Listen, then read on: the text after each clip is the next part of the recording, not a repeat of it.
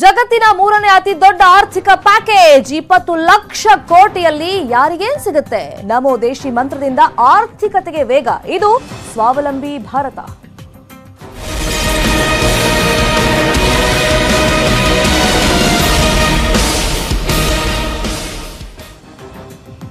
ಕೊರೋನಾದಿಂದ ನಷ್ಟ ಆಗಿದೆ, ಅಫ್ಕೋರ್ಸ್. ಅದಕ್ಕೋಸ್ಕರನೇ ಪ್ರಧಾನಿ ನರೇಂದ್ರ ಮೋದಿ ಬಿಗ್ ಪ್ಯಾಕೇಜ್ ಅನ್ನ ನಿನ್ನೆ ಘೋಷಣೆ ಮಾಡಿದ್ದಾರೆ. ಆರ್ಥಿಕ ಸಂಕಷ್ಟಕ್ಕೆ ಮೋದಿ ಬೃಹತ್ ನೆರವನ್ನ ಘೋಷಣೆ ಮಾಡಿದ್ದಾರೆ. ಬರೋಬ್ಬರಿ 20 ಲಕ್ಷ ಕೋಟಿಯ ಬೃಹತ್ ಪ್ಯಾಕೇಜ್ ಇದು.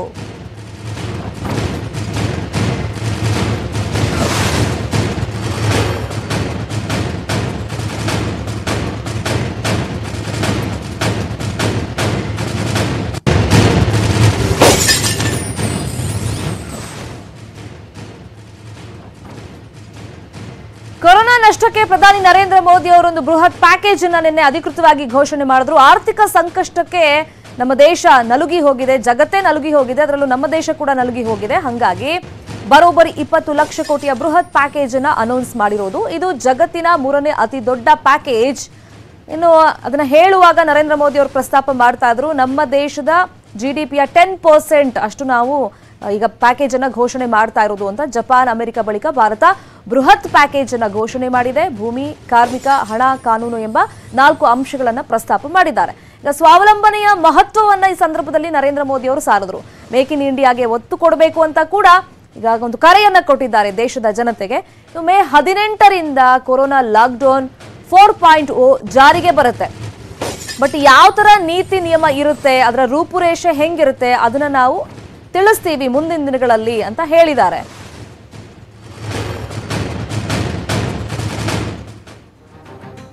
ಹಾಗಾದ್ರೆ ಮೋದಿ ನಿನ್ನೆ ಮಾತನಾಡಿದಂತ ಸುದೀರ್ಘ ಭಾಷಣದ ಹೈಲೈಟ್ಸ್ ಏನು, ಒಂದೊಂದಾಗಿ ನೋಡ್ತಾ ಹೋಗೋಣ. 20 लाख करोड़ रुपए का है ये पैकेज. भारत की GDP का करीब करीब 10% है. इन सबके जरिए देश के विभिन्न वर्गों को, आर्थिक व्यवस्था की कड़ियों को 20 लाख करोड़ रुपए का संबल मिलेगा, सपोर्ट मिलेगा. लॉकडाउन 4 पूरी तरह नए रंग रूप वाला होगा, नए नियमों वाला होगा. राज्यों से हमें जो सुझाव मिल रहे हैं उनके आधार पर लॉकडाउन 4 इससे जुड़ी जानकारी भी आपको 18 मई से पहले दी जाएगी. कोरोना संकट ने हमें local manufacturing, local market, local supply chain, इसका भी महत्व बराबर समझा दिया है. संकट के समय में लोकल ने ही हमारी डिमांड पूरी की है, हमें इस लोकल ने ही बचाया है कि देश के हैंडलूम वर्कर्स को सपोर्ट करें. आप देखिए, बहुत ही कम समय में खादी और हैंडलूम दोनों को ही डिमांड और बिक्री रिकॉर्ड स्तर पर पहुंच गई. इतना ही नहीं, उसे आपने बड़ा ब्रांड भी बना दिया. बहुत छोटा सा प्रयास था, लेकिन परिणाम मिला, बहुत अच्छा परिणाम मिला. साथियों, आत्मनिर्भर भारत की ये भव्य इमारत 5 पिलर्स पर खड़ी होगी. पहला पिलर इकोनॉमी, दूसरा पिलर इंफ्रास्ट्रक्चर, तीसरा पिलर हमारी सिस्टम, चौथा पिलर हमारी डेमोग्राफी, पांचवा पिलर डिमांड. हमारी अर्थव्यवस्था में डिमांड और सप्लाई चेन का जो चक्र है, जो ताकत है, उसे पूरी क्षमता से इस्तेमाल किए जाने की जरूरत है. भारत की प्रगति में तो हमेशा विश्व की प्रगति समाहित रही है. भारत के लक्ष्यों का प्रभाव, भारत के कार्यों का प्रभाव विश्व कल्याण पर पड़ता ही है। जब भारत खुले में शौच से मुक्त होता है तो दुनिया की तस्वीर भी बदलती है। ಕೊರೋನಾ ವಿರುದ್ಧ ಯುದ್ಧಕ್ಕೆ ಅಂತಾನೆ ನರೇಂದ್ರ ಮೋದಿ ಅವರು ವಿಶೇಷ ಪ್ಯಾಕೇಜ್ ಅನ್ನ ಅನೌನ್ಸ್ ಮಾಡಿರೋದು. ಅರ್ಥವ್ಯವಸ್ಥೆ ಪುನಶ್ಚೇತನಕ್ಕಾಗಿ 20 ಲಕ್ಷ ಕೋಟಿ ಪ್ಯಾಕೇಜ್ ಅನ್ನ ಅಧಿಕೃತವಾಗಿ ಅನೌನ್ಸ್ ಮಾಡಿರೋದು. ಸಮಾಜದ ಎಲ್ಲಾ ವರ್ಗದ ಜನರಿಗೂ ಕೂಡ ಪೂರಕವಾಗಿರುತ್ತೆ ಈ ಪ್ಯಾಕೇಜ್ ಅಂತ ಅವರೇ ಹೇಳಿದ್ದಾರೆ.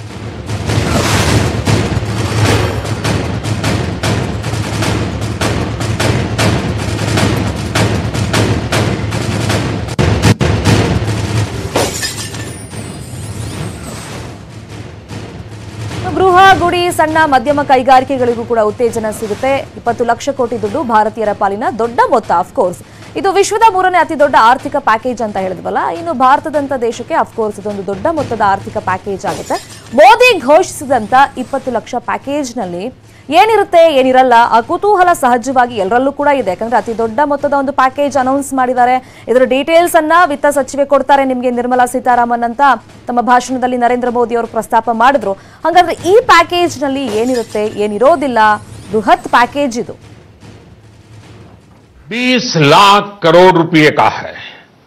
20 लाख करोड़ रुपए का है ये पैकेज। भारत की जीडीपी का करीब करीब 10% है। इन सबके जरिए देश के विभिन्न वर्गों को आर्थिक व्यवस्था की कड़ियों को 20 लाख करोड़ रुपए का संबल मिलेगा, सपोर्ट मिलेगा। 20 लाख करोड़ रुपए का एक पैकेज 2020 में देश की विकास यात्रा को 20 लाख 2020 में आत्मनिर्भर भारत अभियान को एक नई गति देगा। आत्मनिर्भर भारत के संकल्प को सिद्ध करने के लिए इस पैकेज में लैंड, लेबर, लिक्विडिटी और लॉज सभी पर बल दिया गया है। ये आर्थिक पैकेज हमारे कुटीर उद्योग, गृह उद्योग, हमारे लघु मंझोले उद्योग, हमारे एमएसएमई के लिए हैं, जो करोड़ों लोगों की आजीविका का साधन है, जो आत्मनिर्भर भारत के हमारे संकल्प का मजबूत आधार है।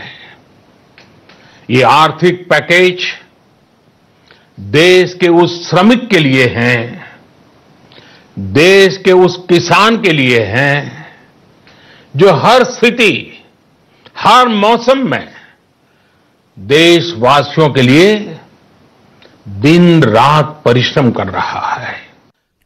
ಅಫ್ಕೋರ್ಸ್ ಇದೊಂದು ಬೃಹತ್ ಮೊತ್ತದ ಪ್ಯಾಕೇಜ್. 20 ಲಕ್ಷ ಕೋಟಿಯಲ್ಲಿ ಯಾರಿಗೆ ಹೆಂಗ್ ಅನುಕೂಲ ಆಗುತ್ತೆ, ಯಾರಿಗೆ ಏನ್ ಸಿಗುತ್ತೆ ಏನ್ ಸಿಗೋದಿಲ್ಲ, ಒಂದೊಂದಾಗಿ ಪಾಯಿಂಟ್ ವೈಸ್ ನಿಮ್ಗೆ ಹೇಳ್ತಾ ಹೋಗ್ತೀವಿ. ಕೂಲಿ ಕಾರ್ಮಿಕರಿಗೆ ತಿಂಗಳ ಪ್ಯಾಕೇಜ್ ಲೆಕ್ಕದಲ್ಲಿ ಸಹಾಯಧನ ಮಾಡುವಂತ ಚಾನ್ಸಸ್ ಇದೆ. ಉಜ್ವಲಾ ಸ್ಕೀಮ್ ಅಡಿಯಲ್ಲಿ ಮತ್ತಷ್ಟು ಉಚಿತ ಗ್ಯಾಸ್ ಘೋಷಣೆ ಮಾಡುವಂತ ಚಾನ್ಸಸ್ ಇದೆ. ಕೂಲಿ ಕಾರ್ಮಿಕರಿಗೆ ಕೇಂದ್ರದಿಂದ ತಿಂಗಳ ಸಹಾಯಧನದ ರೂಪದಲ್ಲಿ ಹಾಗಾದ್ರೆ ಹಣ ಸಿಗುತ್ತಾ? ಇದಕ್ಕೆ ವಿತ್ತ ಸಚಿವೆ ಅದಕ್ಕೆ ಎಕ್ಸ್ಪ್ಲನೇಷನ್ ಕೊಡ್ತಾರೆ. ರಸ್ತೆ ಬದಿ ವ್ಯಾಪಾರಿಗಳಿಗೆ ಸಹಾಯಧನ ಘೋಷಿಸುವಂತ ಸಾಧ್ಯತೆ ಇದೆ ಈ ಪ್ಯಾಕೇಜ್ನ ಅಡಿಯಲ್ಲಿ. ಸವಿತಾ ಸಮಾಜಕ್ಕೆ ನೀಡಿರುವಂತಹ ಈಗ 5,000 ಹಣ ಹೆಚ್ಚು ಮಾಡುವಂತ ಚಾನ್ಸಸ್ ಇದೆ. ರಾಜ್ಯಗಳಿಗೆ ಬಾಕಿ ಇರುವಂತಹ ಜಿಎಸ್ಟಿ ಹಣವನ್ನ ಹಾಗಾದ್ರೆ ಕೊಡ್ತಾರೆ ಈ ಅಮೌಂಟ್ ನಲ್ಲಿ, ಈ ಪ್ಯಾಕೇಜ್ ನಲ್ಲಿ ಅನ್ನೋದನ್ನ ನೋಡಬೇಕು. ಮತ್ತೆ ಇವಾಗ ಕೊರೋನಾದಿಂದ ಅತಿ ದೊಡ್ಡ ಹೊಡೆತ ಎಲ್ಲ ರಾಜ್ಯಕ್ಕೂ ಕೂಡ ಬಿದ್ದಿದೆ. ಹಾಗಾಗಿ ಈ ವಿಪತ್ತು ನಿರ್ವಹಣಾ ಅದಕ್ಕೂ ಕೂಡ ಈ ಪ್ಯಾಕೇಜ್ ನಲ್ಲಿ ಹಣವನ್ನ ಮೀಸಲಿಡುವಂತ ಚಾನ್ಸಸ್ ಇದೆ. ಇನ್ನೀಗ ರೈತರಿಗೂ ಕೂಡ ಇದರಿಂದ ಉಪಯೋಗ ಆಗುತ್ತೆ ಅಂತ ನರೇಂದ್ರ ಮೋದಿ ಅವರೊಂದು ಹಿಂಟ್ ಅನ್ನಂತೂ ಕೊಟ್ಬಿಟ್ಟಿದ್ದಾರೆ. ಹಾಗಾಗಿ ರೈತರಿಗೆ ಯಾವ ತರ ಆರ್ಥಿಕವಾಗಿ ಸಹಾಯವಾಗಿ ನಿಲ್ಲುತ್ತೆ ಸರ್ಕಾರ ಅನ್ನೋದನ್ನ ನೋಡಬೇಕು. ಮತ್ತೆ ಈಗ ಕೊರೋನಾ ಕಿಟ್ಗಳ ಖರೀದಿಗೆ ಎಲ್ಲ ರಾಜ್ಯಕ್ಕೂ ಕೂಡ ಸಹಾಯಧನವನ್ನ ಕೊಡುವಂತ ಚಾನ್ಸಸ್ ಇದೆ. ವೈದ್ಯರು, ಪೊಲೀಸ್ ಇಲಾಖೆಗೂ ಕೂಡ ಆರ್ಥಿಕವಾಗಿ ಬೆಂಬಲವಾಗಿ ನಿಲ್ಲುವಂತ ಚಾನ್ಸಸ್ ಇದೆ. ಸ್ವದೇಶಿ ವಸ್ತುಗಳ ನಿರ್ಮಾಣಕ್ಕೆ ಟ್ಯಾಕ್ಸ್ ರಿಲ್ಯಾಕ್ಸೇಷನ್ ಹಂಗಾದ್ರೆ ಸಿಗುತ್ತಾ? ಹಾಗೆ ಸ್ಟಾರ್ಟ್ಅಪ್ ಕಂಪನಿಗಳಿಗೆ ಮೋದಿ ಒಂದು ಬಿಗ್ ಗಿಫ್ಟ್ ಅನ್ನ ಕೊಡ್ತಾರಾ, ಸರ್ಪ್ರೈಸ್ ಗಳನ್ನ ಕೊಡ್ತಾರಾ ಅನ್ನೋದನ್ನ ವಿತ್ತ ಸಚಿವ ಅದ್ರ ಬಗ್ಗೆ ಎಕ್ಸ್ಪ್ಲನೇಷನ್ ಅನ್ನ ಕೊಡ್ತಾರೆ.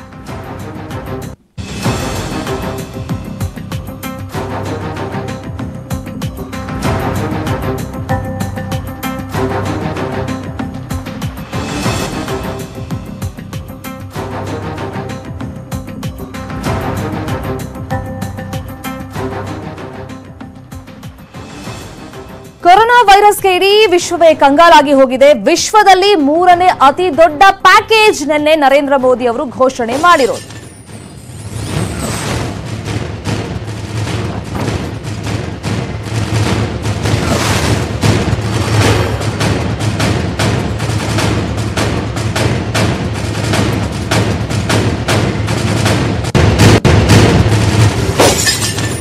ಇಡೀ ವಿಶ್ವವೇ ತತ್ತರಿಸಿ ಹೋಗಿದೆ. ಕೊರೋನಾದಿಂದಾಗಿ ಅಮೆರಿಕ, ಜಪಾನ್ ಬಳಿಕ ಅತಿ ದೊಡ್ಡ ಆರ್ಥಿಕ ಪ್ಯಾಕೇಜ್ ಅನ್ನ ನಮ್ಮ ದೇಶ ಅಂದ್ರೆ ಭಾರತ ಪ್ರಕಟಿಸಿರೋದು. ಜಪಾನ್ ತನ್ನ ಜಿಡಿಪಿಯ 21.7% ಗಾತ್ರದ ಪ್ಯಾಕೇಜ್ ಅನ್ನು ಪ್ರಕಟಿಸಿತ್ತು. ಇನ್ನು ಅಮೆರಿಕ ನೋಡೋದಾದ್ರೆ ತನ್ನ ಜಿಡಿಪಿಯ 11% ಮೊತ್ತದ ಪ್ಯಾಕೇಜ್ ಅನ್ನ ಘೋಷಣೆ ಮಾಡಿತ್ತು. ಸೊ ನಿನ್ನೆ ನರೇಂದ್ರ ಮೋದಿ ಅವರು ಪ್ರಕಟ ಮಾಡಿದ್ರಲ್ಲ, ಆ ಪ್ಯಾಕೇಜ್ ನಮ್ಮ ದೇಶದ ಜಿಡಿಪಿಯ 10% ಅಂತ ಅವರು ಅದನ್ನ ಪ್ರಸ್ತಾಪ ಮಾಡಿದ್ರು ಭಾಷಣದಲ್ಲಿ. ಈ ಮೂಲಕ ಇದು ವಿಶ್ವದಲ್ಲೇ ಮೂರನೇ ಅತಿ ದೊಡ್ಡ ಆರ್ಥಿಕ ಪ್ಯಾಕೇಜ್ ಅನ್ನಿಸ್ಕೊಳ್ತಾ ಇದೆ. ವಿಶ್ವದಲ್ಲಿ ಮೂರನೇ ಅತಿ ದೊಡ್ಡ ಕೊರೋನಾ ಪ್ಯಾಕೇಜ್ ಅನ್ನ ನರೇಂದ್ರ ಮೋದಿ ಅವರು ಭಾರತಕ್ಕೆ ಘೋಷಣೆ ಮಾಡಿರೋದು. ಬೇರೆ ಬೇರೆ ದೇಶದಲ್ಲೂ ಕೂಡ ಅತಿ ದೊಡ್ಡ ಮಟ್ಟದಲ್ಲಿ ಹೊಡೆತ ಕೊಟ್ಟಿದೆ. ಮತ್ತೀಗ ಆರ್ಥಿಕ ಪ್ಯಾಕೇಜ್ ಯಾರು ಯಾವ ತರ ಲೆಕ್ಕಾಚಾರದ ಮೇಲೆ ಘೋಷಣೆ ಮಾಡಿದ್ದಾರೆ ಅಂತ ನಿಮ್ಮ ಮುಂದೆ ನಾವು ಇಡ್ತಾ ಇರೋದು. ಯಾಕಂದ್ರೆ ಈಗ ಅಮೆರಿಕಾನೇ ಈ ಕೊರೋನಾದಿಂದ ತತ್ತರಿಸಿ ಹೋಗಿದೆ. ಈಗ ವಿಶ್ವದಲ್ಲೇ ಮೂರನೇ ಅತಿ ದೊಡ್ಡ ಪ್ಯಾಕೇಜ್ ಅನ್ನು ನಮ್ಮ ದೇಶ ಘೋಷಣೆ ಮಾಡಿರೋದು. ಅಮೆರಿಕಾದಲ್ಲಿ ಅಲ್ಲಿ ಜಿಡಿಪಿಯ 11% ಆರ್ಥಿಕ ಪ್ಯಾಕೇಜ್ ಅನ್ನ ಅಮೆರಿಕ ಘೋಷಣೆ ಮಾಡಿದೆ. ಅದೇ ತರ ಈಗ ಜಪಾನ್ ನೋಡೋದಾದ್ರೆ ತನ್ನ ಜಿಡಿಪಿಯ 21.7% ಗಾತ್ರದ ಪ್ಯಾಕೇಜ್ ಅನ್ನು ಪ್ರಕಟಿಸಿತ್ತು. ನಿನ್ನೆ ನರೇಂದ್ರ ಮೋದಿ ಅವರು ನಮ್ಮ ದೇಶಕ್ಕೆ ಈಗ ಆರ್ಥಿಕ ಪ್ಯಾಕೇಜ್ ಘೋಷಣೆ ಮಾಡುವಾಗ ನಮ್ಮ ದೇಶದ ಜಿಡಿಪಿಯ 10% ಈಗ ಪ್ಯಾಕೇಜ್ ಅನ್ನು ಘೋಷಣೆ ಮಾಡಿರೋದು. ಅಲ್ಲಿಗೆ ವಿಶ್ವದಲ್ಲೇ ಮೂರನೇ ಅತಿ ದೊಡ್ಡ ಆರ್ಥಿಕ ಪ್ಯಾಕೇಜ್ ಇದಾಯಿತು.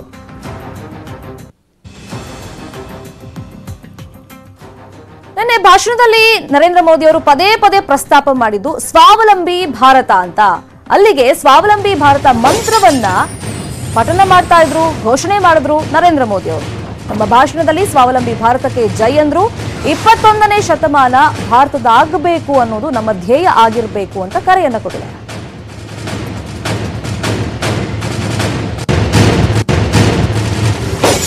ಈಗ ಅನಿವಾರ್ಯತೆ ಅಫ್ಕೋರ್ಸ್ ಎಲ್ಲರ ಮುಂದೆ ಇದೆ. ಕೊರೋನಾ ವಿರುದ್ಧ ಹೋರಾಡುವಂತ ಅನಿವಾರ್ಯ ಪರಿಸ್ಥಿತಿ. ಸ್ವಾವಲಂಬಿ ಭಾರತದಿಂದಷ್ಟೇ ಈ ಧ್ಯೇಯ ಸಾಧನೆ ಸಾಧ್ಯ ಅಂತ ಕರೆಯನ್ನ ಕೊಟ್ಟಿದ್ದಾರೆ. ಎಲ್ಲರೂ ಜವಾಬ್ದಾರಿ ಅರಿತು ಕೊರೋನಾ ವಿರುದ್ಧ ಹೋರಾಟವನ್ನ ಮಾಡೋಣ ಬನ್ನಿ ಅಂತ ಕರೆಯನ್ನ ಕೊಟ್ಟಿದ್ದಾರೆ. ಇನ್ನು ಸ್ವಾವಲಂಬಿ ಭಾರತಕ್ಕೆ ಪಂಚಸ್ತಂಭಗಳೇ ಆಧಾರ ಅಂತ ಆ ವಿಚಾರವನ್ನು ಕೂಡ ಪ್ರಸ್ತಾಪ ಮಾಡಿದ್ರು. ಈ ಪಂಚಸ್ತಂಭಗಳು ಭದ್ರವಾದ್ರೆ ಮಾತ್ರ ನಮ್ಮ ದೇಶ ಸುಭದ್ರವಾಗಿರುತ್ತೆ. ಬೇಡಿಕೆ ಪೂರೈಕೆ ವ್ಯವಸ್ಥೆ ಒತ್ತು ನೀಡಿ ಅಂತ ಮೋದಿ ಕರೆಯನ್ನ ಕೊಟ್ಟಿದ್ದಾರೆ.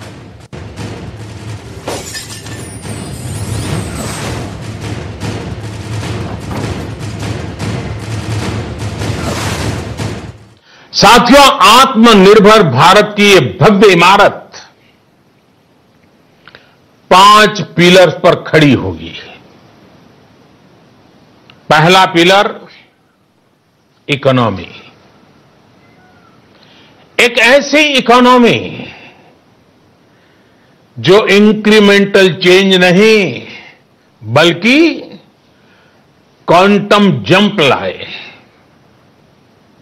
दूसरा पिलर इंफ्रास्ट्रक्चर.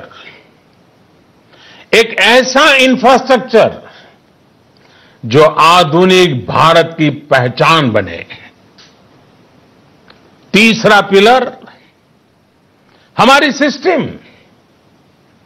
एक ऐसा सिस्टम जो बीती शताब्दी की रीति नीति नहीं बल्कि 21वीं सदी के सपनों को साकार करने वाली टेक्नोलॉजी ड्रिवन व्यवस्थाओं पर आधारित हो. चौथा पिलर हमारी डेमोग्राफी. दुनिया की सबसे बड़ी डेमोक्रेसी में हमारी वाइब्रेंट डेमोग्राफी हमारी ताकत है. आत्मनिर्भर भारत के लिए हमारी ऊर्जा का स्रोत है. पांचवा पिलर डिमांड. हमारी अर्थव्यवस्था में डिमांड और सप्लाई चेन का जो चक्र है, जो ताकत है, उसे पूरी क्षमता से इस्तेमाल किए जाने की जरूरत है. साथियों, आत्मनिर्भर भारत की ये भव्य इमारत ಬೃಹತ್ ಪ್ಯಾಕೇಜ್ ಘೋಷಣೆ ಆಯಿತು. ಮತ್ತೊಂದು ನಿರೀಕ್ಷೆ ಇದ್ದಿದ್ದು ಲಾಕ್ಡೌನ್ ಭವಿಷ್ಯದ ವಿಚಾರವಾಗಿ ಏನಾಗುತ್ತೆ, ಯಾಕಂದ್ರೆ 17ನೇ ತಾರೀಕು ಮುಗಿದೋಗ್ಬಿಡುತ್ತೆ, 18ನೇ ತಾರೀಕಿಂದ ಪರಿಸ್ಥಿತಿ ಹೆಂಗೆ ನಮ್ಮ ದೇಶದಲ್ಲಿ ಅಂತ ಒಂದು ಕುತೂಹಲ ನಿರೀಕ್ಷೆ ಅಫ್ಕೋರ್ಸ್ ನಮ್ಮೆಲ್ರಿಗೂ ಇತ್ತು. ಅದಕ್ಕೂ ಕೂಡ ಒಂದು ಉತ್ತರವನ್ನ ನಿನ್ನೆ ಭಾಷಣದಲ್ಲಿ ನರೇಂದ್ರ ಮೋದಿ ಅವರು ಕೊಟ್ಟಿದ್ದಾರೆ. ನಮ್ಮ ಜವಾಬ್ದಾರಿ ಜೊತೆಗೆ ಲಾಕ್ಡೌನ್ 4.0 ಹೆಂಗಿರುತ್ತೆ, ಸೊ ಆ ಬಗ್ಗೆ ಮಾಹಿತಿ ಕೊಡ್ತೀವಿ ಬ್ರೇಕ್ ಆದ್ಮೇಲೆ. Welcome back. ಪ್ರಧಾನಿ ನರೇಂದ್ರ ಮೋದಿ ಅವರು ನಿನ್ನೆ ತಮ್ಮ ಭಾಷಣದಲ್ಲಿ ಕೊರೋನಾ ವಿರುದ್ಧ ಸಾಮೂಹಿಕ ಹಾಗೆಯೇ ಜವಾಬ್ದಾರಿಯುತ ಹೋರಾಟ ಹೆಂಗ್ ಮಾಡಬೇಕು ನಾಗರಿಕರು, ಸೊ ಆ ಬಗ್ಗೆ ಕೂಡ ಪ್ರಸ್ತಾಪವನ್ನ ಮಾಡಿದ್ದಾರೆ. ಅದರ ಜೊತೆಯಲ್ಲಿ ಲಾಕ್ಡೌನ್ 4.0 ಸೊ ಹೆಂಗಿರುತ್ತೆ ಆ ಸುಳಿವನ್ನ ಕೊಟ್ಟಿದ್ದಾರೆ. ಫಸ್ಟ್ ಆಫ್ ಆಲ್ ಕಂಟಿನ್ಯೂ ಆಗುತ್ತಾ ಇಲ್ವಾ ಆ ಬಗ್ಗೆ ಒಂದು ಕುತೂಹಲ ಏನಿತ್ತು ಅದಕ್ಕಂತೂ ತೆರೆ ಬಿದ್ದಿದೆ. ಅವರ ಸಂದೇಶದ ಮುಖಾಂತರ ಅವರ ಭಾಷಣದಲ್ಲಿ ಇದ್ದೇ ಇರುತ್ತೆ, ಅದು ಕಂಟಿನ್ಯೂ ಆಗುತ್ತೆ ಅಂತ ಹೇಳಿದ್ದಾರೆ. ಈಗ ಸುಳಿವನ್ನ ಕೊಟ್ಟಿದ್ದಾಗಿದೆ, ಬಟ್ ಅದು ಯಾವ ತರ ಇರುತ್ತೆ ಅದ್ರ ಬಗ್ಗೆ 18ನೇ ತಾರೀಕಿನ ಒಳಗೆ ನಿಮ್ಗೆ ಮಾಹಿತಿಯನ್ನ ಕೊಡುತ್ತೆ ಕೇಂದ್ರ ಸರ್ಕಾರ ಅಂತ ಹೇಳಿದ್ದಾರೆ. ಲಾಕ್ಡೌನ್ 4 ಸಂಪೂರ್ಣ ರೀತಿಯಲ್ಲಿ ಹೊಸದಾಗಿರುತ್ತೆ ಅಂತ ಹೇಳಿದ್ದಾರೆ.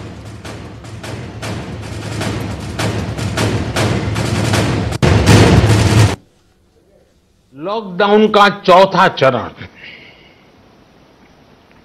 लॉकडाउन 4 पूरी तरह नए रंग रूप वाला होगा, नए नियमों वाला होगा. राज्यों से हमें जो सुझाव मिल रहे हैं उनके आधार पर लॉकडाउन 4 इससे जुड़ी जानकारी भी आपको 18 मई से पहले दी जाएगी. मुझे पूरा भरोसा है कि नियमों का पालन करते हुए हम कोरोना से लड़ेंगे भी और आगे भी बढ़ेंगे. ಸುಳಿವಂತೂ ಸಿಕ್ಕಿದ್ದಾಯ್ತು, ಲಾಕ್ಡೌನ್ ಕಂಟಿನ್ಯೂ ಆಗುತ್ತೆ ಅಂತ. ಈಗಿರುವಂತ ಕುತೂಹಲ ಲಾಕ್ಡೌನ್ 4.0 ಹೆಂಗಿರುತ್ತೆ, ಏನೇನು ಇರುತ್ತೆ, ನಾವೇನೆಲ್ಲ ಮಾರ್ಗಸೂಚಿಯನ್ನ ಫಾಲೋ ಮಾಡಬೇಕು ಅಂತ. ಆ ಬಗ್ಗೆ ಒಂದೊಂದೇ ಪಾಯಿಂಟ್ ನಿಮ್ಮ ಮುಂದೆ ನಾವು ಇಡ್ತಾ ಹೋಗ್ತಾ ಇದೀವಿ. ಮೇ 18ರಿಂದ ಲಾಕ್ಡೌನ್ 4.0 ಜಾರಿಗೆ ಬರುತ್ತೆ. ಹೊಸ ರಂಗು ಹೊಸ ನಿಯಮಗಳಿಂದ ಕೂಡಿರುತ್ತೆ ಅಂತ ನರೇಂದ್ರ ಮೋದಿ ಅವರು ಹಿಂಟ್ ಅನ್ನು ಕೊಟ್ಟಿದ್ದಾರೆ. ಶೀಘ್ರದಲ್ಲೇ ಈ ಬಗ್ಗೆ ಕೇಂದ್ರದಿಂದ ಮಾರ್ಗಸೂಚಿ ಕೂಡ ಪ್ರಕಟ ಆಗುತ್ತೆ ಅಂತ ಅವರು ಹೇಳಿದ್ದಾರೆ. 18ರಿಂದ ಲಾಕ್ಡೌನ್ ಬಹುತೇಕ ಹಂಗಾದ್ರೆ ತೆರವಾಗುತ್ತಾ, ಈಗ ಝೋನ್ ಆಧಾರದಲ್ಲಿ ಲಾಕ್ಡೌನ್ ಹಂಗಾದ್ರೆ ತೆರವು ಮಾಡ್ತಾರಾ, ಕಂಟೈನ್ಮೆಂಟ್ ಮತ್ತೆ ರೆಡ್ ಝೋನ್ಗಳಲ್ಲಿ ಮಾತ್ರ ಲಾಕ್ಡೌನ್ ಕಂಟಿನ್ಯೂ ಆಗುತ್ತಾ 18ನೇ ತಾರೀಕಿಂದ ನೋಡಬೇಕು. ಇನ್ನು ಉಳಿದಂತ ಪ್ರದೇಶಗಳಲ್ಲಿ ಕಡೆಗಳಲ್ಲಿ ಹಾಗಾದ್ರೆ ಸಾರಿಗೆ ಸಂಚಾರಕ್ಕೆಲ್ಲ ಅನುಮತಿ ಸಿಗುತ್ತಾ, ಬಸ್ ಸಂಚಾರಕ್ಕೆ ಷರತ್ತುಬದ್ಧ ಅನುಮತಿ ಸಿಗುತ್ತಾ, ಮತ್ತೀಗ ಮಾಲ್ಸ್ ಥಿಯೇಟರ್ ಓಪನ್ ಆಗುವಂತ ಚಾನ್ಸಸ್ ಇದೆಯಾ, ಅದಕ್ಕೆಲ್ಲ ಕೇಂದ್ರ ಸರ್ಕಾರನೇ ಉತ್ತರವನ್ನ ಕೊಡುತ್ತೆ. ಈಗ ಕೊರೋನಾ ಜೊತೆಗೆ ಬದುಕುವಂತ ಅನಿವಾರ್ಯತೆ ಇದೆ, ಯಾಕಂದ್ರೆ ಕೇಂದ್ರ ಸರ್ಕಾರನೇ ಈ ಬಗ್ಗೆ ಮೊನ್ನೆ ಹೇಳಿದೆ ಅಧಿಕೃತವಾಗಿ. ಹಾಗಾಗಿ ಮಾಸ್ಕ್ ಮತ್ತೆ ಸಾಮಾಜಿಕ ಅಂತರವನ್ನ ಕಾಪಾಡಿಕೊಳ್ಳೋದು ಕಡ್ಡಾಯವಾಗುತ್ತಾ ಹಂಗಾದ್ರೆ 18ನೇ ತಾರೀಕಿನ ಮೇಲೆ. ಸೊ ಈಗ ನಾರ್ಮಲ್ ಡೇಸ್ಗೂ ಇವಾಗ ನಾವು ಲಾಕ್ಡೌನ್ ಆದ್ಮೇಲೆ ಫೇಸ್ ಮಾಡ್ತಿರೋದಕ್ಕೂ ತುಂಬಾ ಡಿಫ್ರೆನ್ಸ್ ಇದೆ. ಆದ್ರೆ 18ನೇ ತಾರೀಕಿನ ಮೇಲೆ ಯಾವ ತರ ಮಾರ್ಗಸೂಚಿಯನ್ನ ಕೇಂದ್ರ ಸರ್ಕಾರ ಹೇಳುತ್ತೆ ಅನ್ನೋದು ಸದ್ಯಕ್ಕಿರುವಂತ ಕುತೂಹಲ. ವಿಶೇಷ ಆರ್ಥಿಕ ಪ್ಯಾಕೇಜ್ ಘೋಷಣೆ ಬೆನ್ನಲ್ಲೇ ಅದನ್ನು ಸ್ವಾಗತ ಮಾಡಿದ್ದಾರೆ ಬಿಎಸ್ವೈ. ಆತ್ಮನಿರ್ಭರ್ ಭಾರತ್ ಅಭಿಯಾನ್ ಕರೆಗೂ ಕೂಡ ಸಿಎಂ ಸ್ವಾಗತವನ್ನ ಹೇಳಿದ್ದಾರೆ. ಟ್ವಿಟರ್ನಲ್ಲಿ ಸಂತಸವನ್ನು ವ್ಯಕ್ತಪಡಿಸಿದ್ದಾರೆ ಈ ಬಗ್ಗೆ ಸಿಎಂ ಯಡಿಯೂರಪ್ಪ.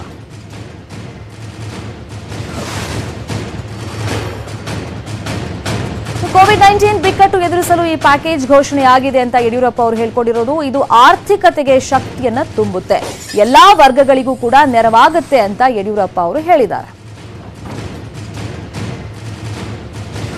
ಆತ್ಮನಿರ್ಭರ್ ಭಾರತ್ ಅಭಿಯಾನ್ ಪದೇ ಪದೇ ಈ ವಿಚಾರವನ್ನ ಪ್ರಸ್ತಾಪ ಮಾಡಿದ್ರು ನರೇಂದ್ರ ಮೋದಿ ಅವರು. ಇದೀಗ ಟ್ರೆಂಡಿಂಗ್ ಅಲ್ಲೂ ಕೂಡ ಇದೆ ಆ ವರ್ಡ್. ಈಗ ಭಾರತೀಯರ ಆತ್ಮವಿಶ್ವಾಸವನ್ನ ಇದು ಹೆಚ್ಚಿಸಿದೆ ಅನ್ನೋ ಮಾತನ್ನ ಟ್ವಿಟರ್ನಲ್ಲಿ ಯಡಿಯೂರಪ್ಪ ಅವರು ಹೇಳ್ಕೊಂಡಿದ್ದಾರೆ.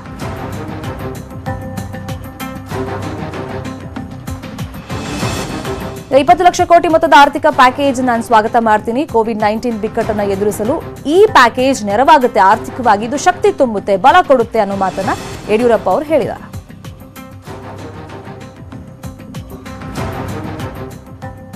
$20 ಲಕ್ಷ ಕೋಟಿ ಆರ್ಥಿಕ ಪ್ಯಾಕೇಜ್ ಪ್ರಧಾನಿ ಘೋಷಣೆ ಮಾಡ್ತಾ ಇದ್ದಂತೆ ಈಗ ಕೇಂದ್ರ ಸಂಸದೀಯ ವ್ಯವಹಾರಗಳ ಖಾತೆ ಸಚಿವ ಪ್ರಹ್ಲಾದ್ ಜೋಶಿ ಅಭಿನಂದನೆಯನ್ನು ಸಲ್ಲಿಸಿದ್ದಾರೆ ನರೇಂದ್ರ ಮೋದಿ ಅವರಿಗೆ. ಇದು ದೇಶದ ಎಲ್ಲಾ ವರ್ಗಗಳ ಅಭಿವೃದ್ಧಿಗೆ ಪೂರಕ ಆಗಲಿದೆ ಅಂತ ಜೋಶಿ ತಮ್ಮ ಅಭಿಪ್ರಾಯವನ್ನು ವ್ಯಕ್ತಪಡಿಸಿದ್ದಾರೆ. ನಮ್ಮ ದೇಶದ ಆತ್ಮನಿರ್ಭರತೆಯ ಬಗ್ಗೆ ಅವರು ಮಾತನಾಡಿದ್ದಾರೆ ಮತ್ತು ಆತ್ಮನಿರ್ಭರತೆಯ ಬಗ್ಗೆ ಹೇಳಬೇಕಾದ್ರೆ ನಮ್ಮ ಹಿತದಲ್ಲಿ ಜಗತ್ತಿನ ಹಿತದಲ್ಲಿ ಭಾರತದ ಹಿತ ಇದೆ ಅನ್ನುವಂತಹ ಮಾತನ್ನು ಹೇಳ್ತಾ ಇಡೀ ಮಾನವ ಕುಲಕ್ಕೆ ಒಂದು ರೀತಿಯಾದಂತಹ ವಿಶ್ವಾಸವನ್ನು ತುಂಬು ಕೆಲಸ ಮಾಡಿದ್ದಾರೆ. ಭಾರತದ ಆರ್ಥಿಕತೆಯಲ್ಲಿ ಒಂದು ಮಹತ್ವದ ಬದಲಾವಣೆ, ರಿಫಾರ್ಮ್ಸ್ ಅಂತ ಯಾವ್ದು ಕರಿತಾ ಇದ್ವು, ಆ ರಿಫಾರ್ಮ್ಸ್ ಅದ ಸ್ಪಷ್ಟ ಸಂಕೇತವನ್ನ ಸನ್ಮಾನ್ಯ ಪ್ರಧಾನಮಂತ್ರಿಗಳು ಕೊಟ್ಟಿರೋದ್ರಿಂದ ಭಾರತ ಜಗತ್ತನ್ನ ಲೀಡ್ ಮಾಡೋದ್ರಲ್ಲಿ ಯಾವ ಸಂಶಯ ಇಲ್ಲ. ಅವರ ನೇತೃತ್ವ. ಇನ್ನು ಗುಜರಾತ್ ಸಿಎಂ ವಿಜಯ್ ರೂಪಾನಿ ವಿಶೇಷ ಆರ್ಥಿಕ ಪ್ಯಾಕೇಜ್ ಬಗ್ಗೆ ಟ್ವೀಟ್ ಮಾಡಿದ್ದಾರೆ. ದೇಶವನ್ನ ಸ್ವಾವಲಂಬಿಯನ್ನಾಗಿಸಲು 20 ಲಕ್ಷ ಕೋಟಿ ಆರ್ಥಿಕ ಪ್ಯಾಕೇಜ್ ಘೋಷಣೆಯಾಗಿದೆ. ಈ ಕ್ರಮವು ಬೇಡಿಕೆ ಪೂರೈಕೆ ಸರಪಳಿಯನ್ನು ಬಲಪಡಿಸುತ್ತೆ, ಕಾರ್ಮಿಕ ವರ್ಗ, ವ್ಯಾಪಾರ ಸಮುದಾಯಕ್ಕೆ ಪರಿಹಾರ ನೀಡುತ್ತೆ ಅಂತ ತಮ್ಮ ಅಭಿಪ್ರಾಯವನ್ನು ಹಂಚಿಕೊಂಡಿದ್ದಾರೆ.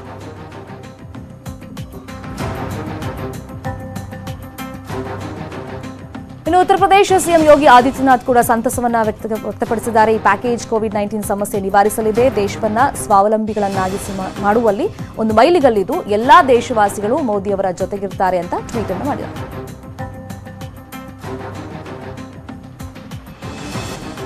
ಇನ್ನು ಮಧ್ಯಪ್ರದೇಶ ಸಿಎಂ ಶಿವರಾಜ್ ಸಿಂಗ್ ಚೌಹಾಣ್ ಟ್ವಿಟರ್ನಲ್ಲಿ ಸಂತಸವನ್ನು ವ್ಯಕ್ತಪಡಿಸಿದ್ದಾರೆ. ಭಾರತ ಯಾವಾಗ ಸ್ವಾವಲಂಬಿಯಾಗುತ್ತೆ ಆಗ ಮಾತ್ರ ಭಾರತ ವಿಶ್ವ ಗುರುವಾಗಲಿದೆ ಅಂತ ತಮ್ಮ ಅಭಿಪ್ರಾಯವನ್ನು ವ್ಯಕ್ತಪಡಿಸಿದ್ದಾರೆ.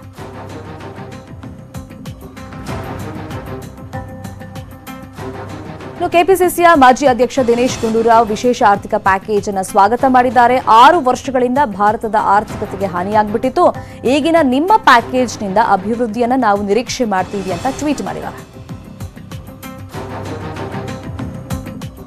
ಮತ್ತಷ್ಟು ಮಾಹಿತಿ ಬ್ರೇಕ್ ಆದ್ಮೇಲೆ.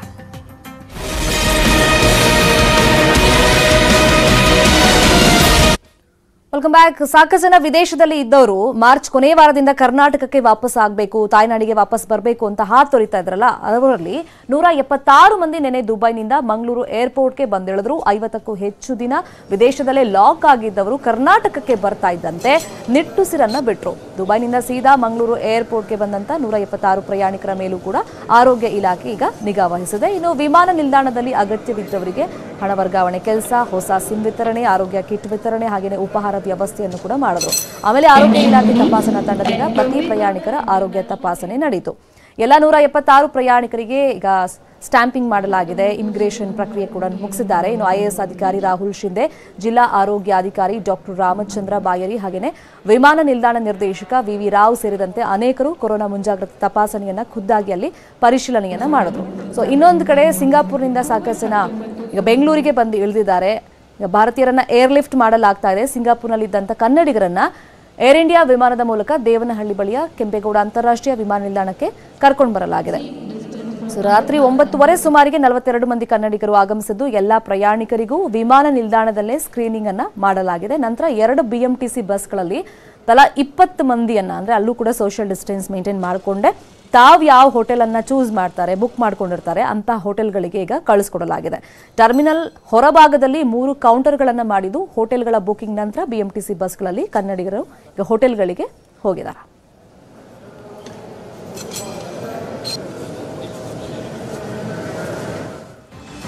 ಇದು ಸದ್ಯದ ನ್ಯೂಸ್ ಅಪ್ಡೇಟ್. ನೋಡ್ತಾರೆ ನ್ಯೂಸ್ 18 ಕನ್ನಡ. ಜಾಲ ನಮ್ಮದು, ಬಲ ನಿಮ್ಮದು. ಈ ವಾರ್ತೆಯ ಮುಖ್ಯಾಂಶಗಳ ಪ್ರಾಯೋಜಕರು